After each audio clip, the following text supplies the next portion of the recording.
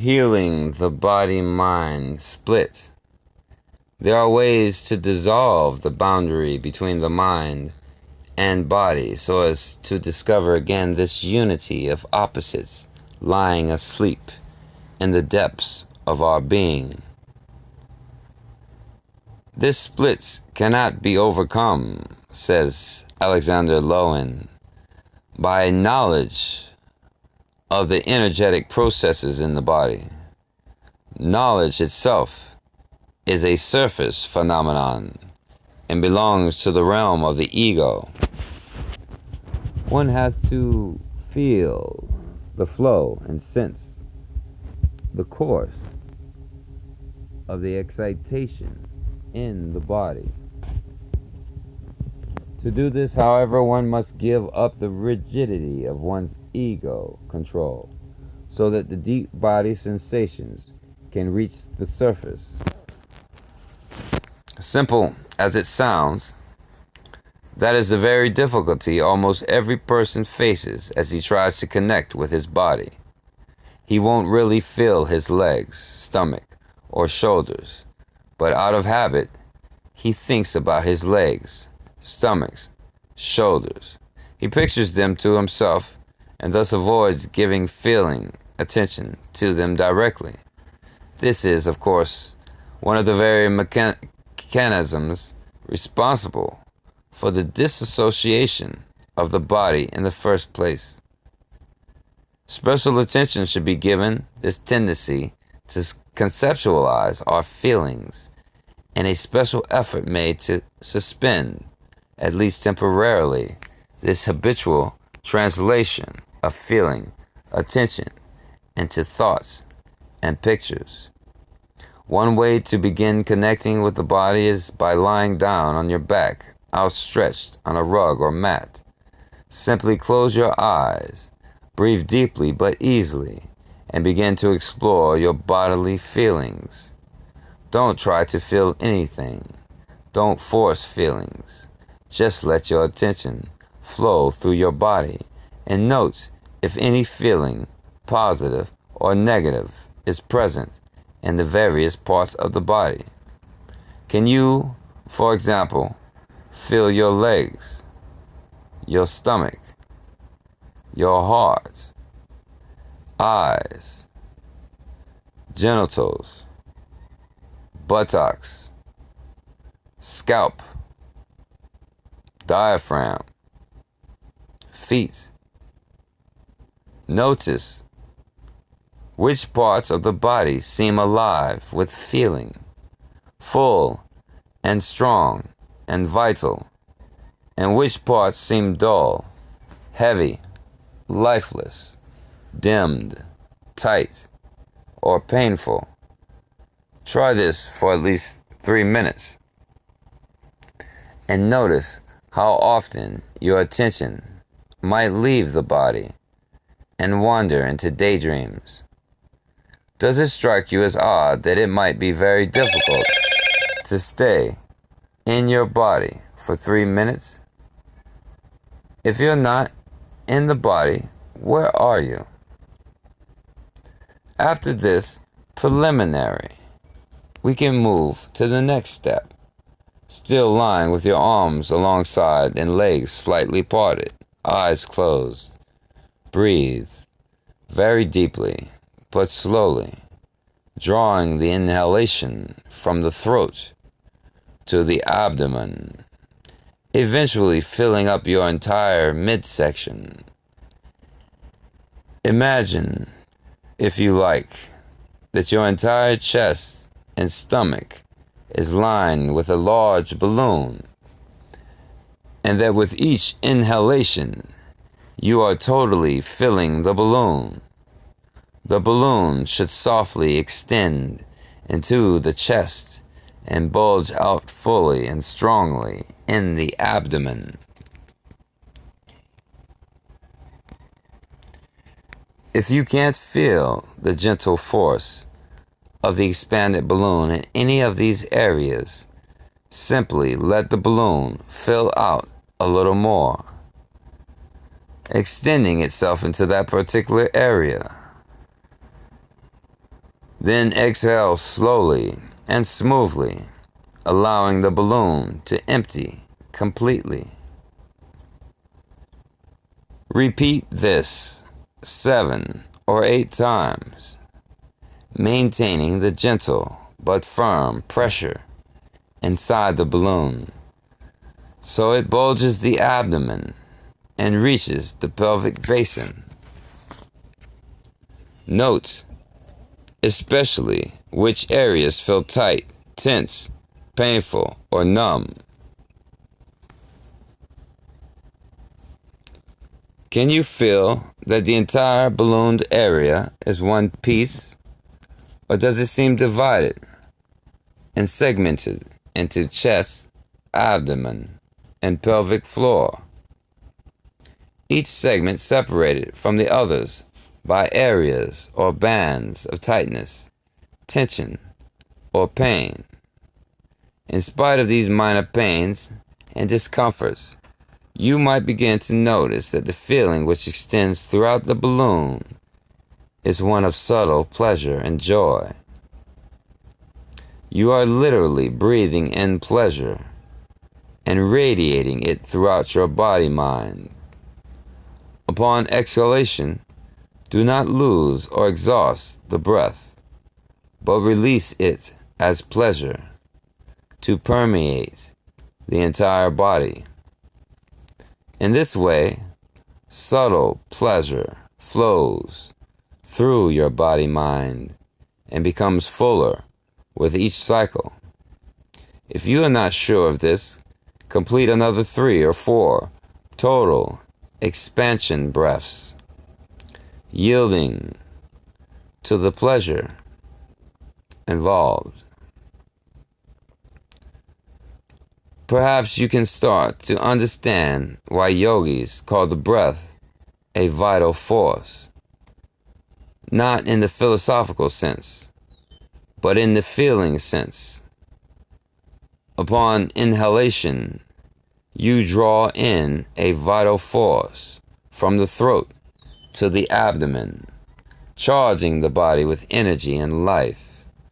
Upon exhalation, you release and radiate this force as subtle pleasure and joy throughout the body-mind itself. You might continue the total expansion balloon breathing, inhaling vital force from the throat to the navel abdomen, the hara, but start to feel the exhalation as a vital force radiating outward from the abdomen to all parts of the body. With each inhalation from the throat, charge the hara with vitality.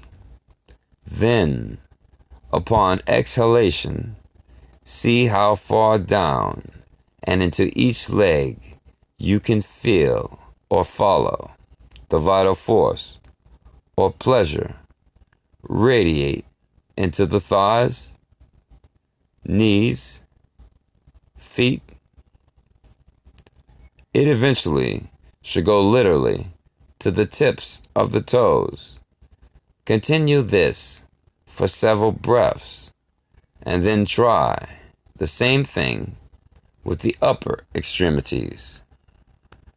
Can you feel the vitality being released into your arms, fingers, head,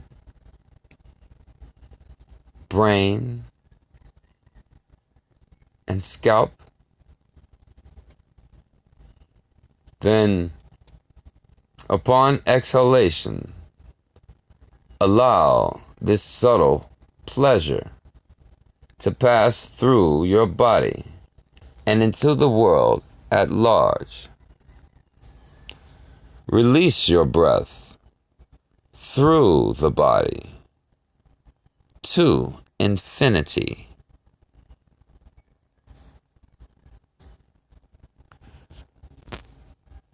Putting all these components together, we arrive at a complete breathing cycle. Upon inhalation, draw the breath from the throat to the hara, charging it with vital force.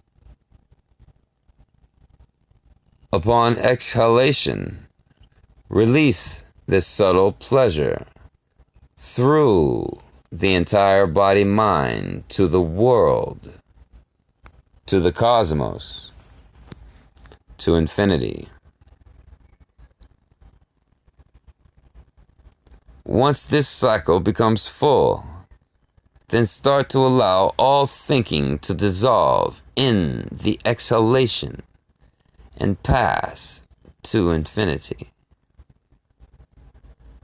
Do the same with all distressful feelings, with dis-ease, with suffering, with pain. Allow feeling attention to pass through all present conditions, and then beyond them to infinity, moment to moment to moment. We come now to the specifics of this type of exercise. More than likely, you were able to feel vital pleasure and feeling attention circulate easily throughout your body-mind. But in each aspect of this exercise, you might also have felt some area of numbness, lack of feeling, or deadness on the one hand, or tightness, tension, rigidity, or pain on the other. You felt, in other words, blocks, many boundaries, to the full flow of feeling attention. Most people invariably feel tightness and tension in the neck, eyes, anus, diaphragm, shoulders, or lower back. Numbness is often found in the pelvic area, genitals, heart, lower abdomen, or the extremities. It's important to discover, as best you can, just where your own particular blocks exist. For the moment, don't try to get rid of them. At best, that won't work, and at worst, it will tighten them. Just find out where they seem to be and mentally note the locations. Once you have pinpointed these blocks, you can begin the process of dissolving them. But first, we might consider just what these blocks and resistances mean. These areas or bands of tightness, pressure, and tension anchored throughout the body. We saw that on the ego level, a person could resist and avoid an impulse or emotion by denying ownership of it. Through the mechanism of egoic projection, a person could prevent the awareness of a particular shadow tendency in himself. If he actually felt very hostile, but denied his own hostility, he would project it and thus feel that the world was attacking him. In other words, he would feel anxiety and fear, the result of projected hostility.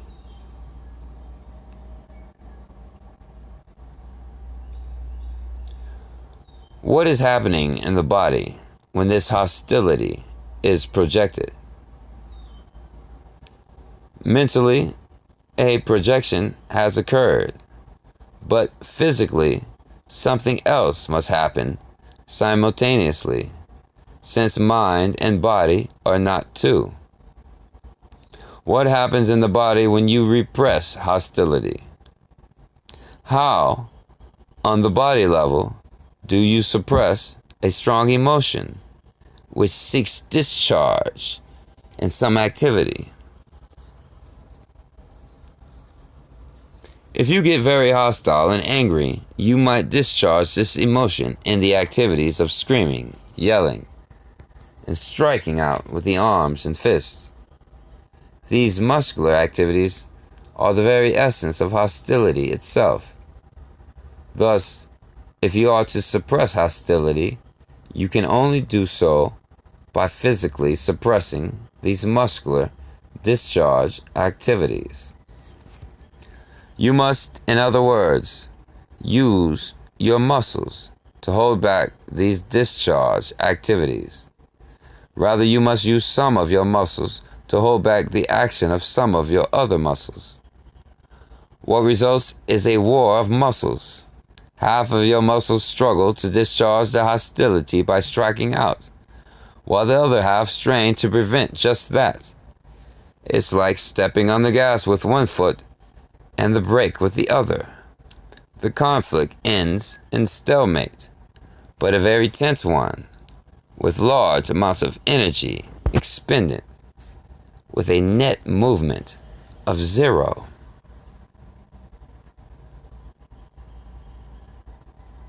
In the case of suppressing hostility, you will probably clamp the muscles of your jaw, throat, neck, shoulders, and upper arms, for this is the only way you can physically hold in hostility. And hostility denied, as we have seen, usually floats into your awareness as fear. Thus, the next time you are in the grip of an irrational fear, notice that your whole shoulder area is pulled in and up, the sign that you are holding in hostility, and therefore feeling fear. But in your shoulders themselves, you will no longer feel the tendency to reach out and attack. You will no longer feel hostility. You will only feel a strong tension, tightness, pressure. You have a block. This is precisely the nature of the blocks which you located throughout your body during the breathing exercises. Every block, every tension or pressure in the body is basically a muscular holding in of some taboo impulse or feeling. That these blocks are muscular is an extremely important point. Note that these blocks and bands of tension are the result of two sets of muscles fighting each other across a mini boundary. One set seeking to discharge the impulse, one set seeking to hold it in. And this is an active holding in, an in-holding or inhibiting. You literally crush yourself in certain areas instead of letting out the impulse associated with that area. Thus, if you find a tension around the eyes, you might be in holding a desire to cry. If you find a tension ache in your temples, you may be clamping your jaws together unknowingly, perhaps trying to prevent screaming, yelling, or even laughing. A tension in the shoulder and neck indicates suppressed or held in anger, rage, or hostility, while a tension in the diaphragm indicates that you chronically restrict and inhold your breathing in an attempt to control the display of wayward emotions or feeling attention in general. During any act of self-control, most people will hold their breath, tension through the lower abdomen and pelvic floor usually means you have cut off all awareness of your sexuality. That you stiffen up and inhold that area to prevent the vital force of breath and energy from flowing through. Should this occur, for whatever reason, you will also shut off most feeling in your legs, and a tension, rigidity, or lack of strength in your legs usually indicates lack of rootedness, stability, groundedness, or balance in general. Thus, as we have just seen, one of the best ways to understand the general meaning of a particular block is by noticing where it occurs in the body. Particular body areas usually discharge particular emotions. You probably don't scream with your feet, cry with your knees, or have orgasms in your elbows. So if there's a block in a particular body area, we can assume the corresponding emotion is being suppressed and inhaled. Assuming you have now more or less located your major blocks to feeling, you can proceed to the really interesting endeavor, releasing and dissolving the blocks themselves. Although the basic procedure is simple to comprehend and easy enough to perform, the fruition of conscious results takes much hard work, effort, and patience. You probably have spent at least 15 years building up a specific block, so you shouldn't be surprised if it doesn't vanish permanently after 15 minutes of work. Like all boundaries, these take time to dissolve in conscious awareness. If you have encountered these blocks before, you will realize that the most annoying aspect of them is that no matter how hard you try, you can't seem to relax them, at least not permanently. Through conscious effort, you might succeed in going limp for a few minutes, but the tension in your neck, back, chest, etc. returns with a vengeance the moment you forget this forced relaxation. Some blocks and tensions, perhaps most, refuse to relax at all, and yet the only remedy we habitually apply is the futile attempt to consciously relax these tensions, an approach, paradoxically enough, which itself demands a rather exhausting effort. It seems, in other words, that these blocks happen to us, that they occur against our will, that they are wholly involuntarily and uninvited. We seem to be their uncomfortable victims.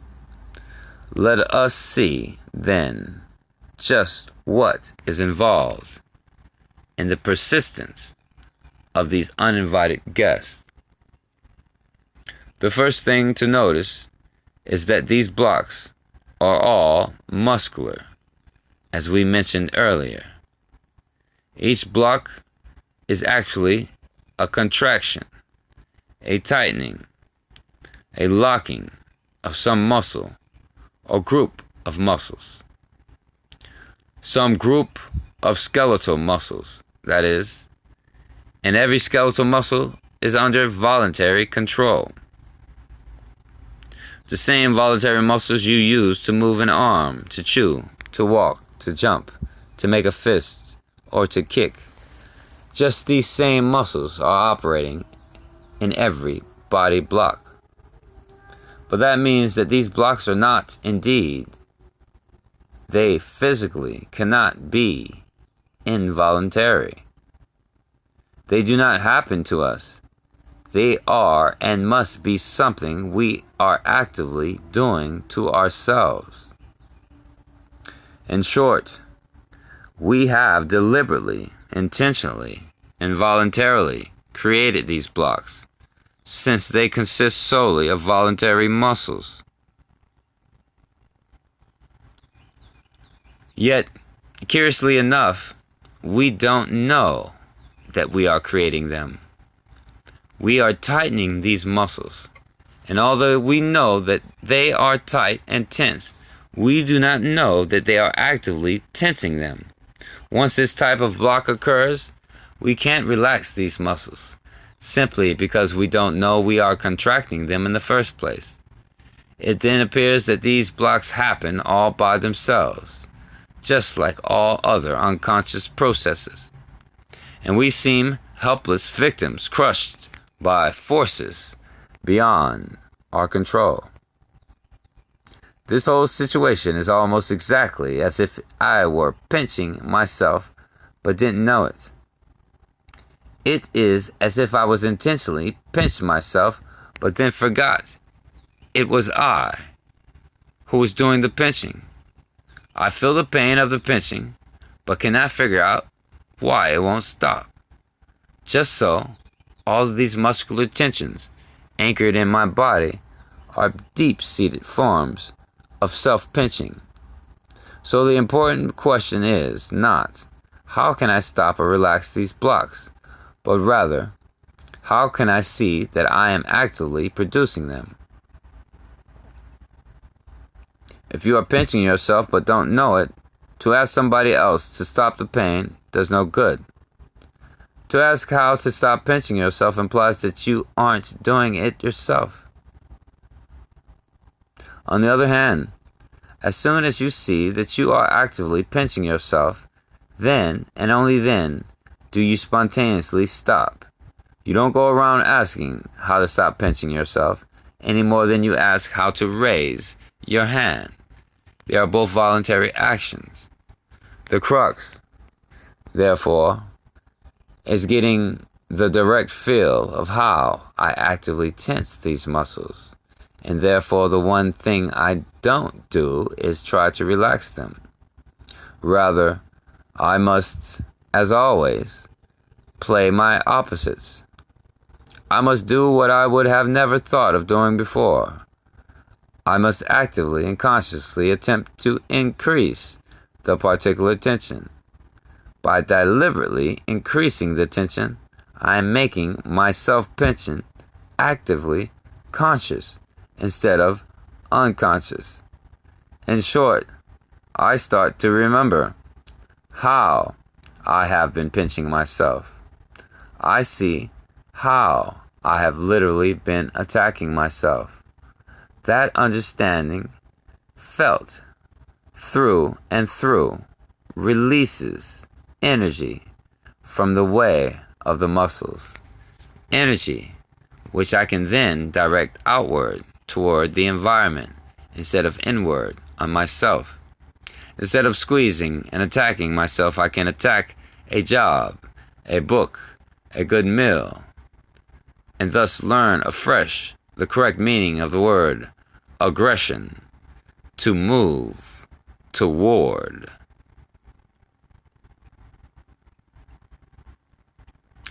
But there is a second and equally important aspect of dissolving these blocks.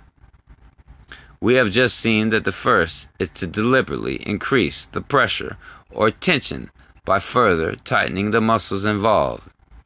In this way, we do consciously what we have heretofore been doing unconsciously. But remember that these tension blocks were serving a most significant function. They were initially introduced to choke off feelings and impulses that at one time seemed dangerous, taboo, or unacceptable. These blocks were, and still are, forms of resistance to particular emotions. Thus, if these blocks are to be permanently dissolved, you will have to open yourself to the emotions which lie buried beneath the muscular cramp.